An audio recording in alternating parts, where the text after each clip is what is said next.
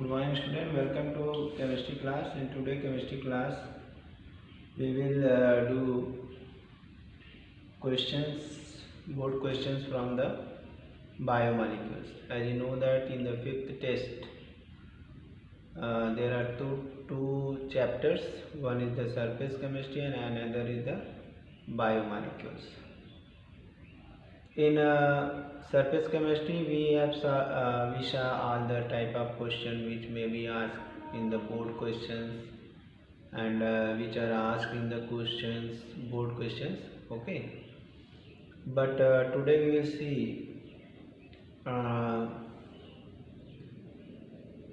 biomolecules, question from the biomolecules. As you know that what are the biomolecules? Biomolecules are those organic compounds which are involved in the living process. Okay, biomolecules वो organic compounds हैं जो हमारे या जितने भी living objects हैं, things हैं आसपास, उन सब में इनका कुछ न कुछ पार्टिसिपेशन होता है। जैसे अगर हम अपने बारे में बात करें, हम लोग के बारे में बात करें तो हम डेली हम लोग अपने खाने में कार्बोहाइड्रेट लेते हैं, प्रोटीन लेते हैं, फैट लेते हैं, विटामिन्स लेते हैं। कार्बोहाइड्रेट क्या करता है? कार्बोहाइड्रेट हम इसलिए लेते हैं कि हमें एनर्जी मिले, जिससे हम काम कर सकें। कार्बोहाइड्रेट के रूप में हम लोग जो है घर में शुगर यूज़ करते हैं, रोटियां खाते हैं, चावल खाते हैं, दूध पीते हैं, दूध में लैक्टोज शुगर है, ठीक है। और ये सारे चीज़ें जो है कि गुड़ है खाते हैं, वो सारे सोर्स हैं कार्बोहाइड्रेट के। और इस कार्बोहाइड्रेट से हमें बस केवल एनर्जी मिलती है। इसका यूज हम केवल वर्क करने के लिए करते हैं। जो हमारी सेल्स होती हैं वो कार्बोहाइड्रेट का यूज केवल किस लिए काम करती हैं? वो एनर्जी प्रोड्यूस करने के लिए, वर्क करने के लिए। नेक्स्ट हमारा है प्रोटीन। प्रोटीन के रूप में हम लोग क्या लेते हैं? प्रोटीन के रूप में हम लोग जैसे दाल लेते हैं, चीज़ लेते हैं, मीट लेते हैं, ठीक है। तो मिल्क लेते हैं, मिल्क में केसिन प्रोटीन है। तो ये प्रोटीन्स हमारे बॉडी के लिए क्यों ज़रूरी है? बॉडी में ग्रोथ होना है, बॉडी को के इम्यून सिस्टम को मजबूत करना है तो प्रोटीन की ज़रूरत पड़ेगी।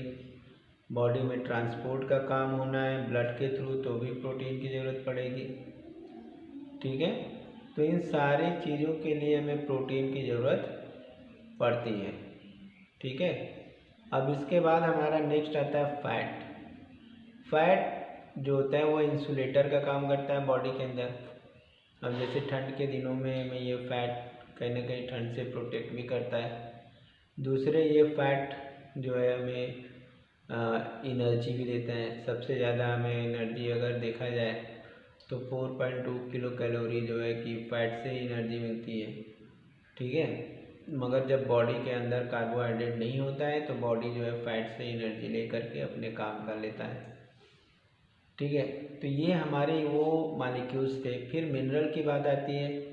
मिनरल के रूप में हम लोग जो भी साल्ट लेते हैं, वो साल्ट हमारे बॉडी में इलेक्ट्रिकल बैलेंस बनाते हैं। जो इलेक्ट्रिकल एक्टिविटीज़ होती हैं, जो इंफॉर्मेशंस होते हैं एक जगह से दूसरी जगह जाते हैं, वो किसके कारण जाते हैं? ये इलेक्ट्रिसिटी के कारण, जो नर्व्स के क्रॉस, मसल्स के क्रॉस जो इलेक्ट्रिकल पोटेंशियल डेवलप करता है, उस पोटेंशियल के कारण जो है कि हमें जो है कि सूचनाएं मिलती हैं तो हम वो काम करते हैं।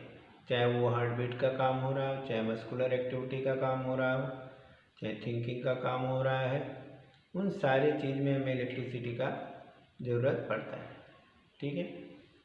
अब रह गई बात, नेक्स्ट हमारा जो बायोमॉलिक्यूल है वो है हमारा विटामिन्स। विटामिन्स का मतलब हो गया ये जो है कि बहुत ही वाइटल, बहुत ही इम्पोर्टेंट ऑर्गेनिक कंपाउंड्स हैं। एक तरह से कोफैक्टर की तरह से हैं, जो हमारे बॉडी के अंदर पाए जाने वाले एंजाइम्स की एक्टिविटी को बढ़ा देते हैं। ये एंजाइम्स प्रोटीन के बने होते हैं और प्रोटीन से बने इन एंजाइम्स की एक्टिविटी को एक्सेलरेट करने में मदद करते हैं इनकी कमी से हमारे बॉडी के अंदर डिफिशियंसी डिजीजेज हो जाती हैं, तो इसलिए हमें विटामिन्स की ज़रूरत पड़ती है। ठीक है। अब इसके बाद एक नया नेक्स्ट हमारा बायोमोलिक्यूल्स आता है, वो है हमारा nucleic acid. Nucleic acid genetic material होता है जो कि दो काम करता है। एक तो जनरेशन टू जनरेशन कैरेक्टर्स को ट्रांसफ़र करता है, जिसकी किसी भी स्पीसीज़ की एग्जिस्टेंस को मेंटेन करता है। दूसरा जो होता है, ये प्रोटीन सिंथेसिस में भी मदद करता है। तो अब इन चारों चीज़ों से क्वेश्चन बनने हैं। ज़्यादातर क्वेश्चन ग्लूकोज से बनता है, जो कि एक मोनोसैकराइड है। ग्लूकोज क्या है? एक मोनोसैकराइड है। तो इससे ज़्यादा क्वेश्चन बनते हैं। इससे 4-5 रिएक्शंस हैं, उन पे क्वेश्चन बनते हैं। और इसके अलावा प्रोटीन से जो है कि किस तरह का बॉन्ड पाया जाता है, कितनी तरह की एसेंशियल एमिनो एसिड्स होती हैं, कौन से बॉन्ड बनते हैं। प्राइमरी, सेकेंडरी, टर्सरी स्ट्रक्चर से क्वेश्चन होता है, डीनेचुरेशन से क्वेश्चन होता है।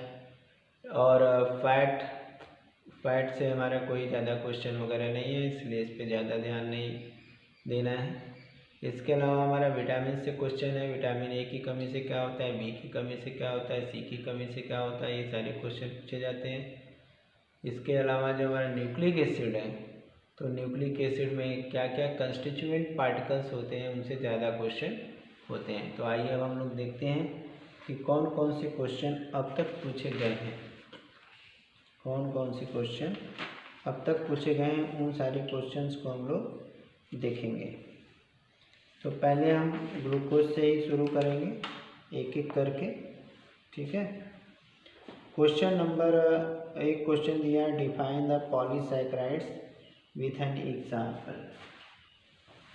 क्वेश्चन है define polysaccharide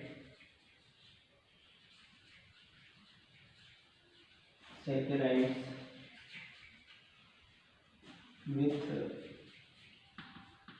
an example।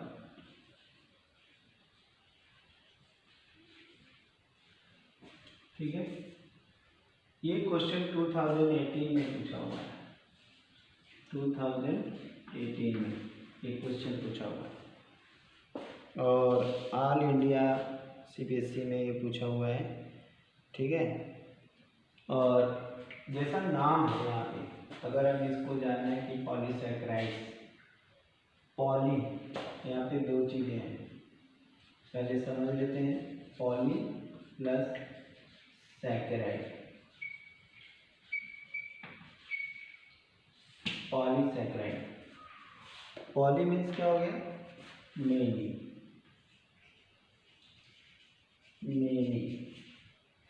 Saccharides का मतलब शुगर। अब यहाँ पे तो हम शुगर बोल देते हैं, मगर शुगर होता नहीं है, यानी यहाँ पे मोनोमेरिक यूनिट होती है, उससे ये जोड़ करके बने होते हैं। तो polysaccharides are the polymer of monosaccharides. Polymer of monosaccharides, polymer of the monosaccharides. ठीक है। इसमें लार्ज नंबर ऑफ जो है कि पॉलीसैकराइड के अंदर ढेर सारे मोनोसैकराइड होते हैं। तो इसका हम जवाब दो तरह से दे सकते हैं। एक तो नंबर ये कर सकते हैं कि polysaccharides are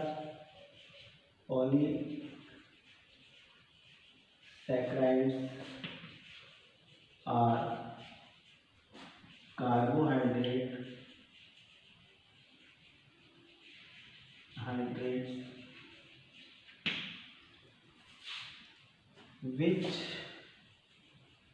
which is polymer of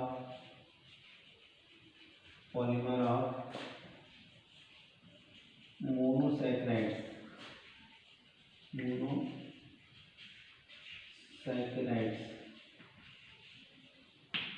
तो अगर इंग्लिश आती है तो एक दूसरा भी डिफिनेशन दे सकते हैं कि polysaccharides are the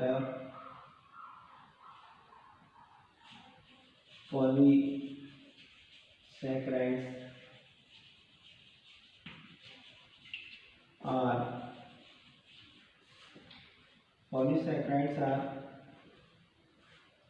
those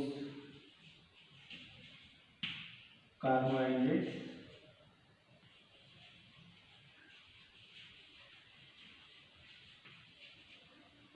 which on hydrolysis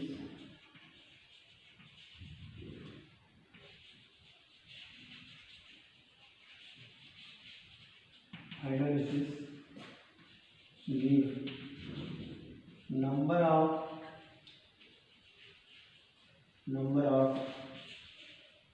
monosaccharides.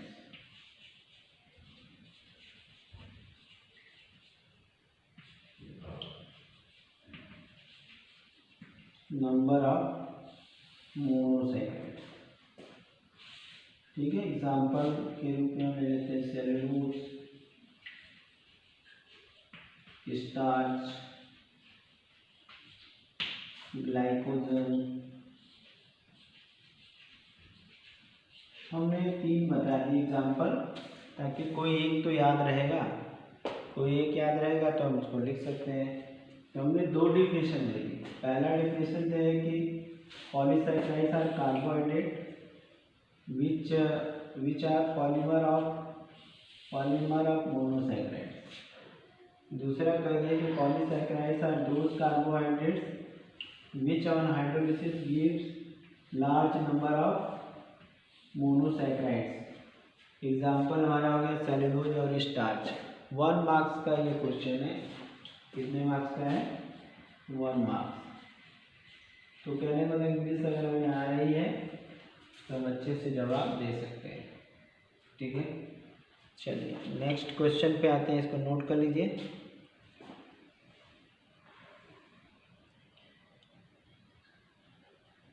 अगला क्वेश्चन 14 का है। अगला क्वेश्चन 2014 में पूछा हुआ है। ठीक है, 1 मार्क्स का क्वेश्चन है ये भी। इसमें पूछा व्हाट आर ऑलिगोसैकराइड्स। ऑलिगोसैकराइड्स क्या होते हैं? व्हाट आर, क्वेश्चन है व्हाट आर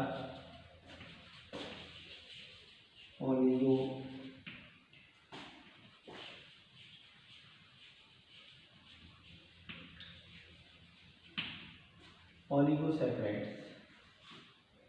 ये ऑलिगोसैकराइड्स क्या होते हैं? ये क्वेश्चन 2014 में पूछा हुआ है, 1 मार्क्स का क्वेश्चन है। ठीक है, और इस क्वेश्चन का आंसर क्या होगा कि ये जो ऑलिगोसैकराइड होते हैं, जो कार्बोहाइड्रेट को डिवाइड करते हैं, तो मोनोसैकराइड, ऑलिगोसैकराइड और पॉलीसैकराइड। ऑलिगोसैकराइड में हमारे जो है कि 2 से 10 तक जो है कि मॉलिक्यूल्स होते हैं, यानी कि 2 से 10 मॉलिक्यूल ऑफ मोनोसैकराइड मिल करके जो है कि जिस तरह का कार्बोहाइड्रेट बनाते हैं उसको हम ऑलिगोसैकराइड कहते हैं। या कह सकते हैं कि ऑलिगोसैकराइड वो होते हैं जो हाइड्रोलिसिस के थ्रू जो है हमें 2 या 2 से अधिक जो है कि मोनोसैकराइड अवेलेबल कराते हैं। मोनोसैकराइड, ऑलिगोसैकराइड्स जो होते हैं वो ऐसे कार्बोहाइड्रेट होते हैं जो हाइड्रोलिसिस पे करने पे 2 या 2 से अधिक मोनोसैकराइड्स देते हैं, तो हम उनको ऑलिगोसैकराइड कहते हैं। ठीक है, अब इसमें संख्या 2 है। अगर 2 मोनोसैकराइड है तो उसको डाइसैकराइड बोलेंगे। अगर हाइड्रोलिसिस होकर 3 दे रहे हैं तो उसको ट्राइसैकराइड बोलेंगे। और अगर हाइड्रोलिसिस होकर 4 दे रहे हैं तो उसको हम क्या बोलेंगे? टेट्रासैकराइड बोलेंगे। तो हमारा जो ऑलिगोसैकराइड्स होते हैं ये हाइड्रोलिसिस होकर 2 या 2 से अधिक सैकराइड्स देते हैं, मोनोसैकराइड देते हैं। तो इसका जो आंसर होगा, इसके आंसर भी हम 2 तरह से दे सकते हैं। Those carbohydrates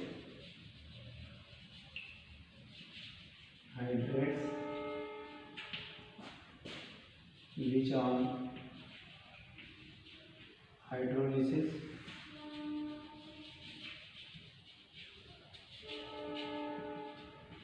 give 2 to 10 10 monosaccharide unit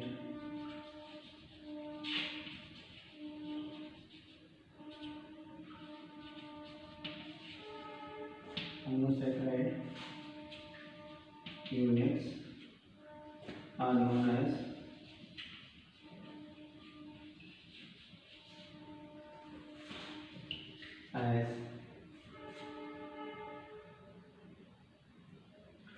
oligosaccharide.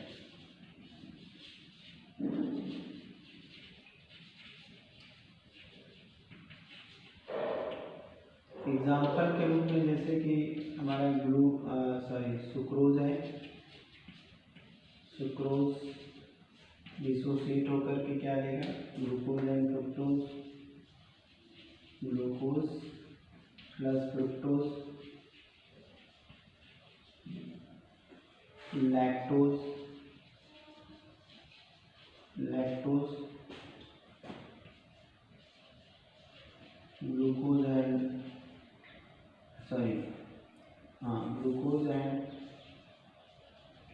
Glucose and galactose. ठीक है, माल्टोज। अब इतने एग्जाम्पल में से एक भी एग्जाम्पल याद रहेगा तो भी याद रहेगा। ठीक है, ये सब हमारे ऑलिगोसैकेराइड्स हैं। ये हमारे क्या हैं, ऑलिगोसैकेराइड्स हैं। ठीक है, चलिए नेक्स्ट हम आते हैं। अगला क्वेश्चन हमारा देखते हैं किस जगह से पूछा हुआ, किस सन में पूछा हुआ है। अगला क्वेश्चन 18 का है, उसको हम लिखते हैं।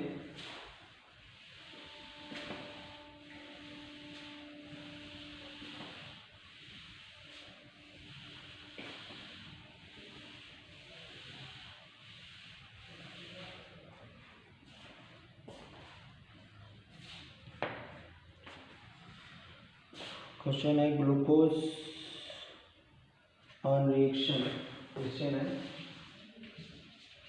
Glucose on reaction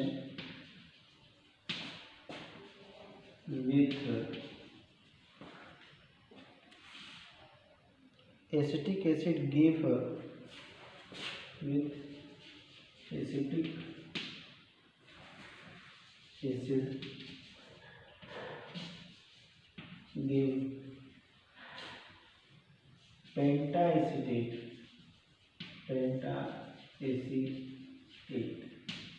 okay, pentacetate. What does it suggest about the structure of glucose? What does it suggest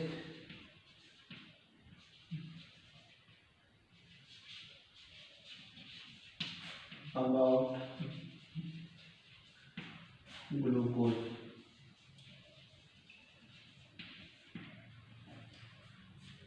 question में ये है कि ग्लूकोज अगर एसिटिक एसिड से रिएक्शन करता है तो पेंटाएसिटेट बनाता है।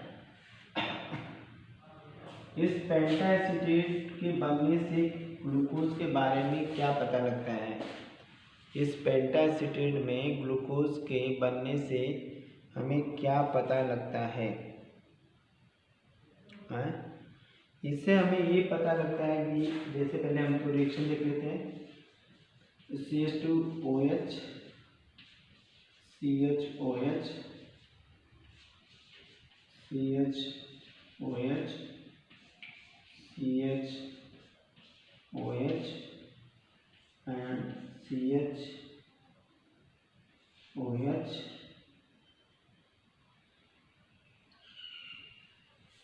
यहाँ पे CHO ले लेते हैं और ये CH2OH। यहाँ पे हम जब एसिटिक एसिड से रिएक्शन कराएंगे CH3COOH। ठीक है, तो अब जहाँ जहाँ OH है 1 2 3 4 5, इस पांचों जगह पे जो है कि क्या बन जाएगा, ये तो हो गया CHO एल्डिहाइड ग्रुप, ठीक है। तो यहाँ पे हमारा बन जाएगा CHOCOCH3,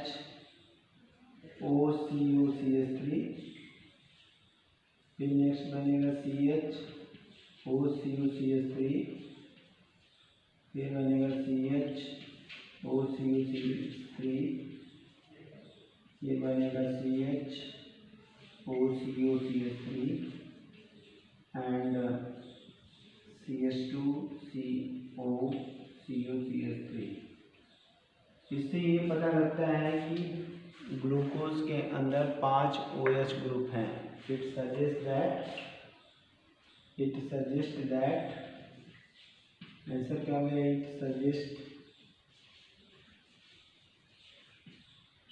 that it has 5 OH group, 5 OH group इसके अंदर है। क्लियर है, इसके अंदर 5 OH ग्रुप हैं।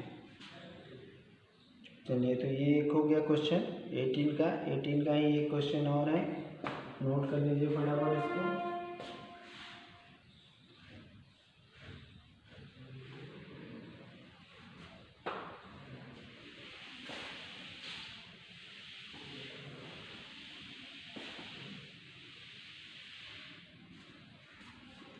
क्वेश्चन है कि why write the product when D glucose react with the concentrated HNO3। Question है write the product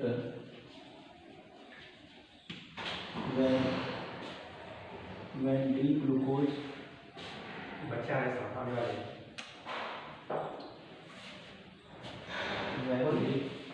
D glucose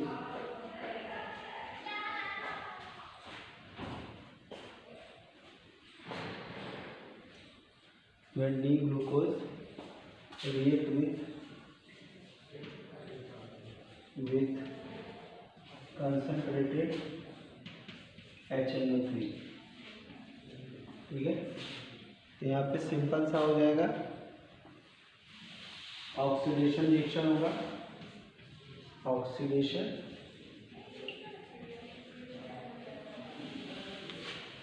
और यहाँ पे CHO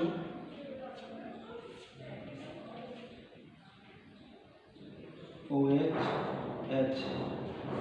4 टाइम CH2OH और ये HNO3 से कॉन्क HNO3 से रिएक्शन करके COOH, यहाँ पे OH H 4 टाइम यहाँ पे COOH ग्लूकोनिक एसिड बना लेगा। क्या बना लेगा, ग्लूकोनिक एसिड। तो स्टूडेंट, हम लोग क्वेश्चन देख रहे थे बायोमोलिक्यूल से, और हमने 1-2 क्वेश्चन और भी देखे थे, और भी हम क्वेश्चन देखेंगे, ठीक है। हमने ये बताया था कि ज़्यादातर क्वेश्चन जो हमारे होते हैं वो ग्लूकोज से और प्रोटीन से और न्यूक्लिक एसिड से। तो फिर इसके बाद अभी इसके पहले हमने देखा कि किस तरह से नाइट्रिक एसिड के साथ ग्लूकोज ऑक्सीडेशन करके जो है कि ग्लूकोनिक एसिड और सैक्रिक एसिड देता है, ठीक है। आगे हम देखेंगे नेक्स्ट क्वेश्चन 13 का है, write the name of peptide. Question है write the name of linkage, name of linkage, linkage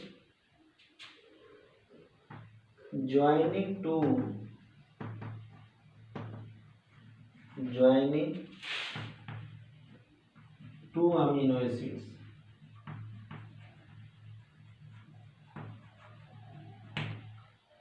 ठीक है।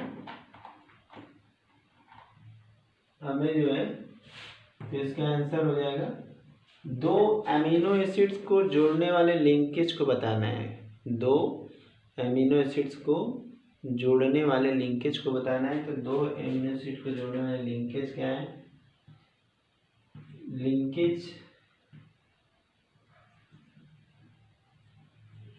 ये हमारा 2000 पहले ये बताना जरूरी है। 13 का क्वेश्चन है, ध्यान से देखिएगा। लिंकेज बिटवीन टू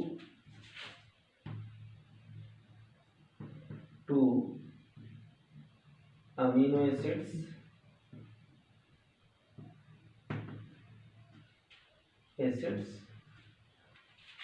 क्या है? Peptide linkage. पेप्टाइड लिंकेज, ठीक है, लिंकेज। ये 1 मार्क्स का क्वेश्चन है। क्वेश्चन तो बहुत इजी है, मगर कभी ये याद नहीं रहता है, जल्दी भूल जाता है हमें। लिंकेज कहाँ कहाँ पे? दो ग्लूकोज के बीच में ग्लाइकोसिडिक लिंकेज, फैट मॉलिक्यूल के बीच में ट्राइग्लिसराइड लिंकेज, ओके, या एस्टर बॉन्डिंग, ठीक है। इस तरह से जो बॉन्डिंग को हम जानते हैं, याद रखना है सबको। नेक्स्ट हमारा क्वेश्चन 18 का है, डिफाइन डीनेचुरेटेड प्रोटीन विथ एग्जांपल। अगला जो हमारा क्वेश्चन है, डिफाइन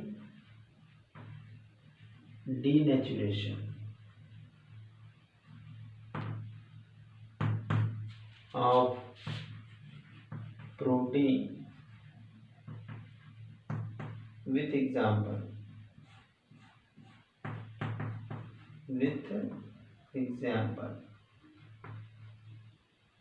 और एग्जाम्पल देना है। ये 2018 का क्वेश्चन है, ये भी 1 मार्क्स का है, ठीक है। ऑल इंडिया बेसिस पे पूछा गया है, ठीक है। तो क्वेश्चन में ये पूछा गया है कि डीनेचुरेशन करने पर प्रोटीन का क्या होता है, इसको डिफाइन, प्रोटीन के डीनेचुरेशन को क्या कहते हैं, कैसे डिफाइन करेंगे, ये पूछा गया है, ठीक है। अब इसको डिफाइन करना बहुत आसान है। इसमें क्या बोलना करना है, क्या डीनेचुरेशन, डी मतलब अलग होना, नेचुरल फॉर्म से। कोई भी चीज़ अपना नेचुरल परफॉर्मेंस नहीं दे रही है तो डीनेचर है। प्रोटीन में ये है कि प्रोटीन का जो नेटिव स्ट्रक्चर होता है 3 डायमेंशनल स्ट्रक्चर होता है, और जब उसमें हम चेंजेस लाते हैं, जैसे फिजिकल चेंज के रूप में अगर टेम्परेचर दे दें, केमिकल चेंज के रूप में पीएच चेंज कर दें, तो उस केस में क्या होता है, तो उस केस में जो 3 डायमेंशनल स्ट्रक्चर होता है प्रोटीन का वो खुल जाता है, क्योंकि जो हाइड्रोजन बॉन्ड होते हैं वो ब्रेक कर जाते हैं। फिर वो प्रोटीन अपना नेचुरल वर्क नहीं करती है, इसी को डीनेचुरेशन कहते हैं। एक बार फिर से बता रहे हैं, जब 3 डायमेंशनल स्ट्रक्चर प्रोटीन का जो होता है उसमें हम कोई भी फिजिकल केमिकल चेंज करते हैं, तो उसमें जितने भी हाइड्रोजन बॉन्ड होते हैं वो ब्रेक कर जाते हैं और स्ट्रक्चर ओपन हो जाता है। फिर वो नेचुरल वर्क नहीं करता है, इसी प्रोसेस को हम क्या कहते हैं, डीनेचुरेशन कहते हैं। तो इसका आंसर फटाफट लिख लेते हैं। Answer, when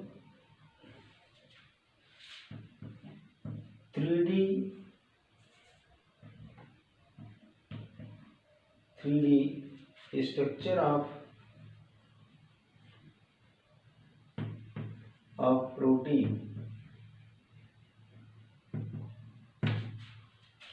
is subjected to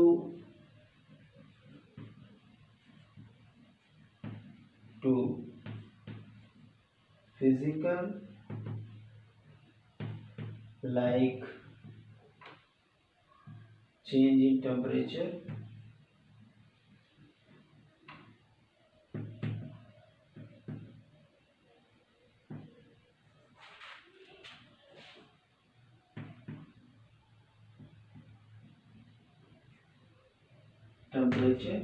change in temperature, or chemical change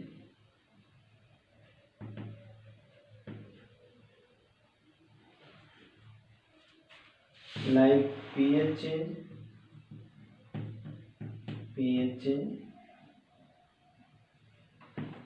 then all hydrogen bonds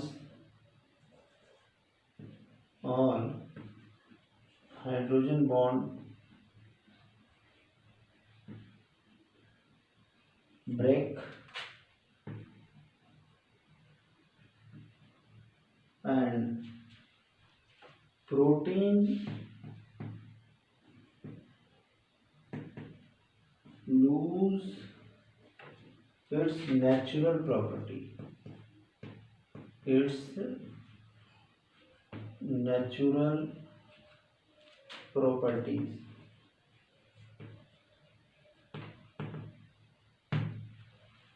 ठीक है, this is known as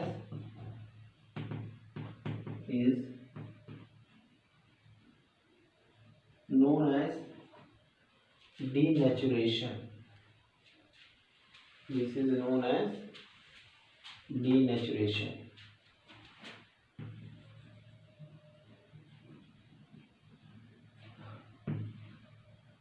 Denaturation of protein. Example: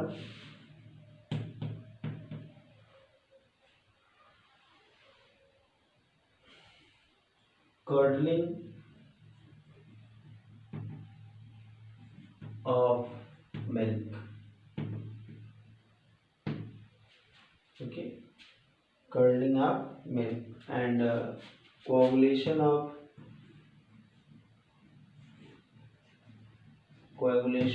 egg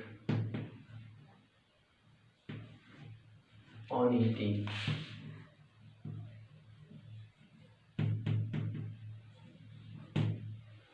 These are the two examples.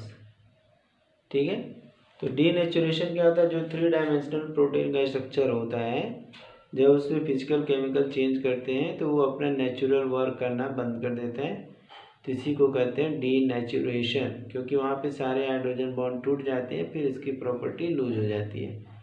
तो इस तरह से हमने कुछ क्वेश्चंस बायोलॉजी के भी देख लिए। अब कल टेस्ट के लिए तैयार रहिए, आई होप बहुत अच्छा टेस्ट होगा, सबके क्वेश्चन पूरे होंगे। Thank you, have a nice day.